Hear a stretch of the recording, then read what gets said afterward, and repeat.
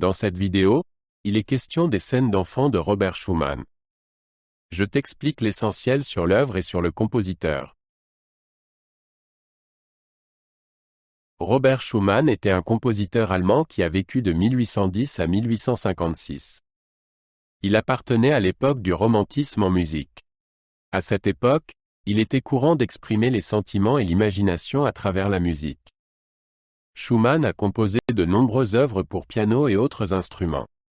Il était marié à la célèbre pianiste Clara Wieck.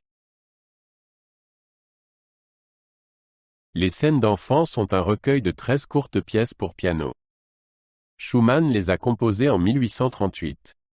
Chaque pièce a son propre titre qui décrit une scène de la vie d'un enfant. Les morceaux ne sont pas destinés aux enfants pour qu'ils en jouent, mais aux adultes. Elles ont pour but d'évoquer des souvenirs d'enfance. Schumann a écrit les scènes d'enfants à une époque où il pensait souvent à sa propre enfance. Il était alors amoureux de Clara Wieck et ne pouvait pas l'épouser.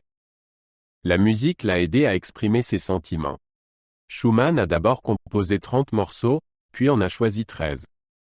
Il donna à chaque morceau un titre particulier. Chaque morceau des scènes d'enfants a un titre poétique.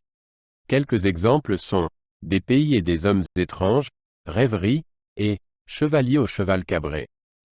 Les titres décrivent des situations ou des sentiments de l'enfance. Ils aident l'auditeur à mieux se représenter la musique. Schumann a choisi les titres avec beaucoup de soin. La musique des scènes d'enfants est simple et expressive.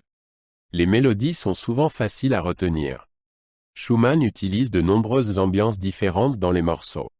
Certaines sont joyeuses et vivantes, d'autres sont calmes et pensives.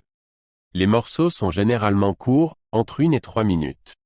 Ensemble, toutes les scènes pour enfants durent environ 20 minutes. La pièce la plus connue des scènes pour enfants s'appelle « Rêverie ». C'est la 7e pièce du recueil. La musique est très calme et douce. Elle ressemble à un beau rêve.